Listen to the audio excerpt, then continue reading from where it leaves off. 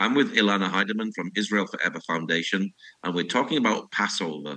And I imagine that there is joy and sadness this Passover. More hostages have been released, but there's still hostages in the tunnels. There is joy, there is sadness, there is confusion, there is frustration, and there is truly a feeling of helplessness. And yet, side by side, we have to keep our hope up. And we have to keep our strength, and we have to stay courageous, and we have to fight compassion fatigue. So it very much is a heavy, heavy time, and a challenging Passover this year for sure. And Moses cried, "Let my people go." Is that the cry today in Israel? It is indeed, has been now for 18 months, something Mm. that we have had to beg the world. Now, people think of let my people go when Moses stood in front of Pharaoh and begged for the release of the Israelites who were kept as slaves and being persecuted again and again in every way. Now, when we are crying, let our people go, it's this collective, not just one individual, but as many individuals as can be involved. Those are the voices that we need in order to make our message heard.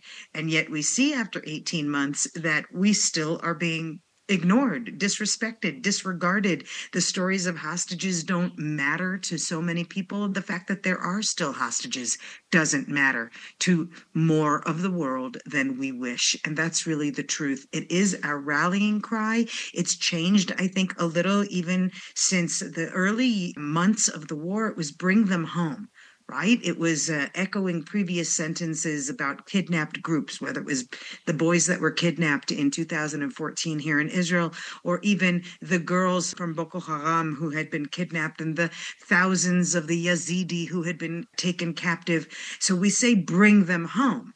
But the responsibility then was put solely on the sovereign entity of an Israeli government, which we hope, we wish would have the power to be able to sway the world and demand of the terrorist organization Hamas and all of the entities of Islamic Jihad to demand of them to bring our people home. Now we are demanding again and again the same phrase, but more. Let our people go because you're holding them hostage, you're holding them captive in conditions that now have been exposed to us through the many testimonies that have been shared. We know how horrifically they are being treated. We understand the brutality of what their conditions are, how they're being starved. And so when we say let our people go, it is an increased demand on the world. Unfortunately, though, we see that it is continuously met with silence, apathy, indifference, or worse, victim blaming.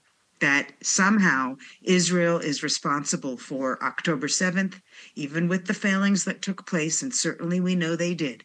But even with that, the blaming of Israel and Israelis as the cause of our own victimhood is a very dangerous part of how we use these phrases. Let our people go, bring them home now.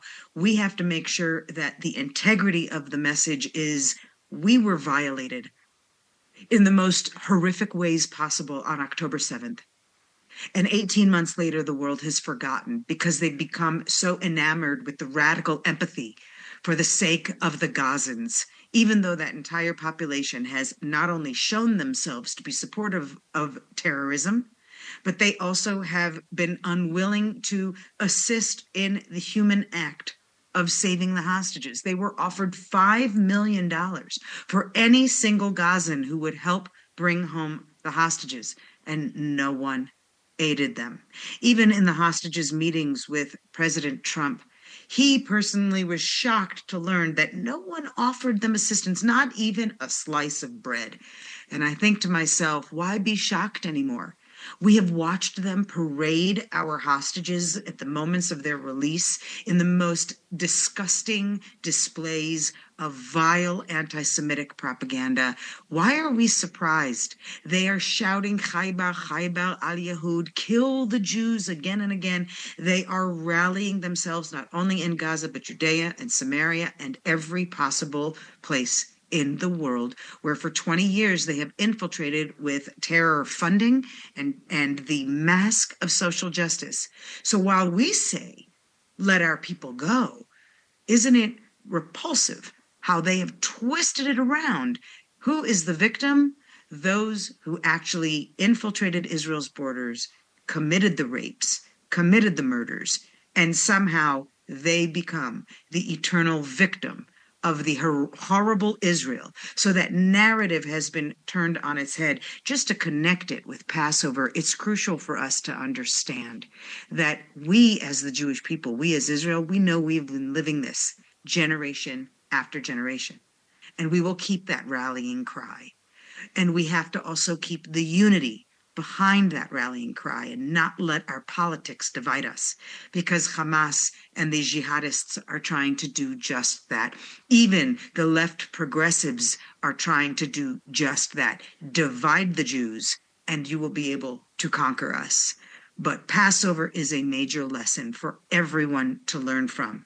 We will not be defeated and we will suffer great losses, but the hand of God will show itself, and the hands of the people and the voices of the people must also be heard again and again. Let our people go. So yes, this year we will continue crying it out as we have for these 18 months since that horrendous day. Now, some hostages have been released, and Israel has paid a heavy price to release some of these hostages. What are some of the stories that they're talking about that they went through? It's hard to know where to begin, because to dive into survivors' stories is something that is delicate.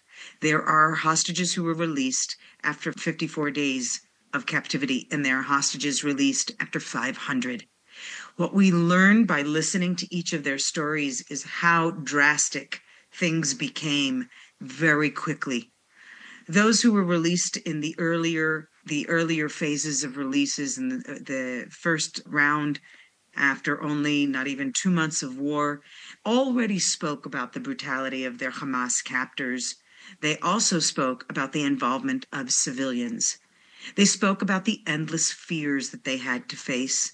And those who have been released now have exposed even further detail of rapes that were taking place in front of them. So forced tortures and sexual violence in front of other hostages.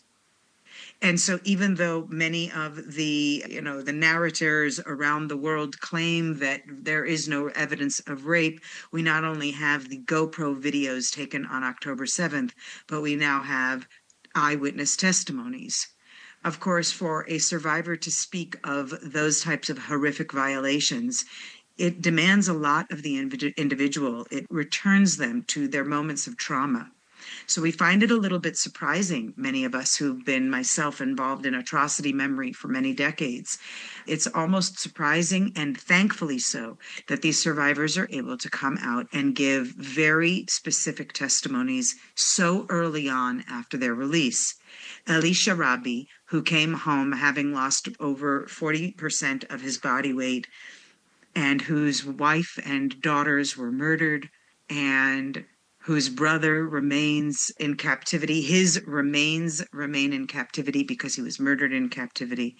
And he has now traveled everywhere and anywhere that will listen to hear the stories of the forced starvation, the psychological abuses that were used in order to control them, even talking about the return to the family, even though they knew, their captors, that his family had been murdered. That style of false hope is a technique that is used by captors in many historical situations. But the way that the psychological torture was carried onward every day for all of these 500 plus days of captivity is an example of how the Hamas ideology, the ideology of all of the jihadists who are out to eliminate Jews and to bring a genocide against the Jewish people, it is based on the lack of recognition of the Jew as a human being. And I think that it's crucial to understand that all of the testimonies being shared give us an example of how these individuals were treated as if they were animals. the young women who have come out of captivity. Liri Albag, at one point we saw an image of her wearing a dog collar. She had been kept on a chain while she was forced to serve the family. She was their slave in their home, forced to cook for them, but unable to eat. The same testimony of being forced to cook and feed the terrorists, but being deprived of food, is a very common, repeated element from the survivor testimonies, and sadly also becoming a tool for those who continue to cast doubt on the integrity of Israel and the hostages, such as Leslie Stahl, who was the interviewer for the 60 Minutes interview of the hostages that took place. And she pushes back against the hostages. She says, how do you know that they didn't just have enough food? Falling into that trap of the Hamas rhetoric that there is a starvation campaign being brought by Israel against the Gazans, and it is completely untrue. In no other instance in history has a body that has been attacked been forced to provide for those who are the ones bringing about the terror. And yet in this situation, that's exactly what Israel is expected to do, provide the food for the Gazan population. The claim of starvation amongst the Gazan population is an outright lie, other than the Gazans being deprived by Hamas, who steals all of the food for themselves, and to use it as a technique to recruit additional soldiers. Of course, their soldiers are terrorists, meaning they're recruiting people by saying, we will give you food. You have to come and work for us to kill the Israelis, to destroy Israel, to bring about the genocide. And of course, to sacrifice your life, because that is the ultimate fulfillment of the Muslim ideology, to sacrifice yourself as a martyr. So we see how the hostages' testimonies are being manipulated even by those who claim to want to hear them. And it's important that people find a way and find the platforms through which you can hear more of these testimonies. There are pages on Facebook and Instagram, of course, and websites, Survived to Tell, people who are really determined to share their stories. And, Tal Shoham talks about how there was kind of a collective punishment. So they were, of course, kept in chains. The chains were often not long enough for space between the individuals, and they would be chained so tightly that it would cut into their skin. They would be forced to relieve themselves on themselves, no hygiene provided whatsoever. There is Omer Venkert shares his experience of being forced to bark for a full day, bark like a dog, on all fours, naked, bark like a dog. The brutality of the treatment of the hostages for many normal people, it just defies our imagination. We don't believe that such things could happen, that others could treat a fellow human being this way. And that's why it is crucial to hear their stories. Amit Susana, who was kidnapped and fought her way through the kidnapping. It took 7 men to finally grab her, where they kidnapped her and they put her into a room where she was held, tied up like a chicken from the rafters in the ceiling and beaten with sticks. She speaks very openly about her sexual abuse, and even one of the young teenagers has come forward about her sexual abuse at gunpoint to her head the entire time. We know the story of Elana, whose boyfriend Matan Zankauger remains in captivity, and Elana has come forward about her sexual abuse, that she passed out, and when she awakened, there were 7 terrorists standing above her, and she was without pants. And these details continue to be denied. The denial of October 7th is as real as the denial of the anti-Semitism that is an undercurrent that allows not only an October 7th to take place, but the continuation of an ideology that October 7th is an acceptable form of behavior because Israel has been demonized and Israelis demonized and Jews everywhere to such a degree. Additional stories that have been told, of course, Give us glimmers of hope. Those small miracles that took place within captivity. The young girls who taught themselves to sing the prayer, one of the prayers for Shabbat, and they taught it to themselves in Arabic, so that if they had spoken Hebrew, they would have been beaten. And as many of the survivors, the hostages, have testified, they were beaten daily and starved daily and forced to compete with each other for a morsel of food and put in situations where they had to find ways to sustain each other's strength. And those methods of helping one another were so instrumental, they say, to their psychological survival.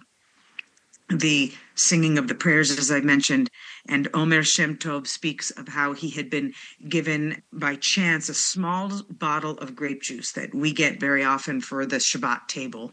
And he made it last every Shabbat, making the prayer over the wine for the Kiddush, it's called, and he would take a little drop to just make this prayer. And there are stories of how they would support each other, the kinds of words they would give each other. They spoke even of those hostages who were murdered by Hamas and the wisdoms that they shared, like Hersh Goldberg, who went on to share the wisdom of Viktor Frankl, a survivor of Auschwitz, whose famous statement was for him a source of strength, and he passed it on to others in captivity that became their source of strength. So there are so many stories, and I wish I could tell them all, imagining Yarden Bibas and what he has exposed in terms of his tortures. Let's also know that there are many of the tortures we might never hear. And our job is to protect the integrity of their experience and to make sure that the world does not stay silent, because our cry for let our people go has to include all people. Jews are human like everyone else. And when the world sees the Jew as a human being, then they negate the types of behaviors that the Hamas and other terrorists are bringing about in these stories of captivity.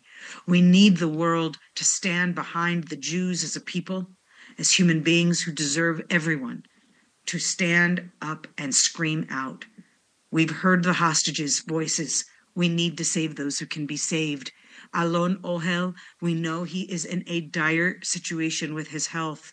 We have just received the first signs of life from a few other hostages, and we know that there are 24 hostages who are being identified by number. That evokes that association with the Nazi methods that were used, taking away their identity and calling them by a number instead of a name. The hostage experience is happening as we speak, and it's in direct juxtaposition with how we're living free lives. So we need to appreciate, as we approach Passover, that this holiday of freedom will never truly be free until our hostages are released, because we are all still captive. And in this generation, the entirety of the world of humanity must stand up and call for the release of the hostages. Have all the hostages been kept underground? And when they were there, did they know their time and the day? Did they know actually how long they'd been in captivity? They found very unique methods of counting not the days, but they've spoken very openly about how they counted more the minutes. And the way that the hours passed, they could not know, because the majority of the hostages were kept entirely underground. We know that several who've recently been released to freedom were kept underground literally until 1 week before they were released, and only at that point were they force-fed excess food in order to make them look heavier, because they had lost so much weight. But we also know from Elia Cohen, for example, that the terrorists came in and they would strip them naked and say, this one's not thin enough. Deprive him of more food. We know that, yes, they were kept underground, No, they did not see the light of day. No, they did not always have an accurate sense of time. They did try to keep a sense of the week in terms of when was Shabbat. We know that they were able also to use the Jewish holidays as a way, because the terrorists would make a mention of these things, again, as a type of psychological terror. Your family is celebrating and you are here. They don't care about you. They've moved on without you. No one is fighting for your existence. They don't care that you're here. There were even hostages who reported that the terrorists were telling them that Israel had been destroyed. They did not know. They did not actually know what happened, some of them who had been held underground without access to radio or news. We do know, of course, that there were hostages who were kept as slaves in citizen homes, some of those citizens being so-called professors and doctors, United Nations workers, Red Cross, it is believed, was also compliant in the captivity of hostages. We know these things now, and yet still not being held accountable. They were able to, on occasion, maybe catch something on the radio or in the news, and they said that every time they heard of all of the efforts being made to bring attention to the plight of the hostages and all of the cries of the families and people around the world and the world leaders, that was what gave them hope that they could outlast. And what's that famous quote by Viktor Frankl that Hersch Goldberg passed on to others and they passed on to us? He who has a why to live for can outlast any how. Their why is that they have to keep going. And they even, by the way, the hostages shared that there were some instances where they had to convince a fellow hostage not to try and take their own life because the suffering was so severe. So they really, that community support, that of one another. There was 2 hostages that only met briefly while passing each other in the tunnels. And when they were reunited, it was as if brothers coming together. So I think that there are so many elements, this kaleidoscope of the experience and how we're not only living it through what they've survived, but also what we need to carry on. I think there's a lot of room for a common person to decide to learn more and to do more with what they learn. That's the only way that we're going to not only make sure that our hostages are all released to freedom, but that the experience is carried on and we are learning lessons from it for the sake of the future. It's been 550 days since October the 7th. What is your prayer for the hostages still being held? Endless strength. Eli Sharabi spoke about in his first interview, which was just within 1 week of his release. He said that from the first moment he was kidnapped, he said something he had never said before, which is one of the fundamental prayers in Judaism, Shema Yisrael, that Hear, O Israel, Lord our God is one. It is an affirmation of our faith. And he said that every day while he was in captivity, he said Shema. And he said, there's something under there that is protecting us. So I pray that more people will pray and give them strength by virtue of our prayers. And more people will take upon themselves to do something every day, because that is our obligation to the humanity we've been gifted by the hand of God. And we have to live that humanity. My prayer for the hostages also extends to their families. We do not often talk about what the hostages who have been released must be enduring, but the trauma does not end. There are hostages who are released, like Arbel Yehud, who you do not hear from. She was kept alone the entire 400 plus days that she was in captivity. The tortures we have to imagine, because we have not heard testimony. We have heard snippets, and we can only imagine just how horrific her experience was. She had no idea. You asked about the passing of time. She had no idea how long that she had been under there.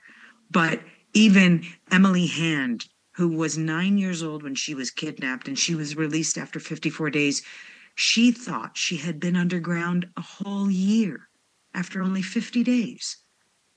So those who are underground right now have no idea of the passing of time.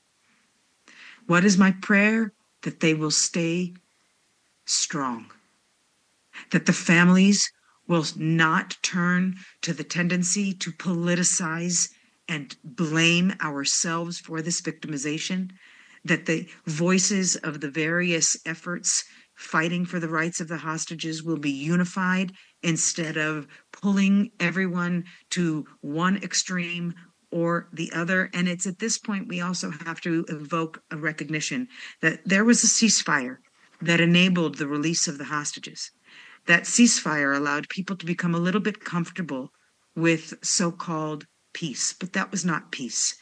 During that time, Hamas continued to dig, as Tal Shoham and a few other of the released survivors, they said they dug every day more tunnels. They worked on more missile building. And we've seen that more missiles are now being fired since the ceasefire. More terror attacks continue to be attempted. And so the war had to return in order to put pressure on the terrorist regimes and say, your terror will not win. I pray that the hostages remain strong and resolute and know that the only reason we must go back to this war is because we must uproot all concept of terrorism as a legitimate act, as a legitimate form of what the world calls as resistance. No, it must be identified as the terrorist tyranny that it is, the horrific attempt to bring the genocide against Israel and the Jewish people all over the world. Anti-Semitism has risen over 400% everywhere in the world. And the only way we're going to counter it is by continuing to show Israel's strength. And I don't mean only the state of Israel, but the nation of Israel. The same nation of Israel that felt strong to believe the word of God, to believe Moses, to put the blood on the doorposts as the angel of death came through the Egyptian communities of the enemies who wanted to wipe out the Jews. And instead, it brought retribution for those who had enslaved the Jews who were strong enough to follow Moses into the crossing of the Red Sea and into the desert and to that freedom where how could we know? How could we know that the freedom Moses was going to promise was going to be a good freedom? There were even people who doubted and who said, we're going to turn back. It's easier to stay slaves than it is to take on the challenge of being free. Isn't that a fascinating metaphor for today? It's easier to say, yes, we will release however many convicted murderers as necessary in order to release our hostages and give you whatever ceasefire just so we can have peace. But at what price? Premature peace with a terror entity will only bring more terror and more murder in the future. So going back to the question of what is my prayer? Well, Dayenu, as we say at the Passover Seder. If you had only done this, it would have been enough. But no, not Dayenu yet. We have to not say it is not enough until we have conquered the idea of Hamas as legitimate. We have conquered the taking of our innocence and the raping of our women. And by the way, evidence has also now come to light of the raping of men, children, and elderly on October 7th. Our prayer must be that their memory continues to serve and be justice towards whatever battles we must fight, because the war for the Jewish freedom did not end when we crossed the Red Sea. It did not end even in the War of Independence. It doesn't end now until Jews are free everywhere and forever. What's your website for people who'd like to know more about the work that you do? Come and listen, come and learn, at israelforever.org. Follow us on Instagram, where we share daily inspirations and informational resources that you can use. Be a part of Declaration Day and mark May 14th as the official day of Israel's independence. There are so many ways that we provide for you to do more in your life, in your community, in your family, and in your heart. Come and look at Israel Forever and be a virtual citizen of Israel for us today and always. That is what will bring peace for all humanity. Well, Elana, thank you very much for sharing today. Thank you so much for having me, and may everybody feel empowered to be a part of this historic time.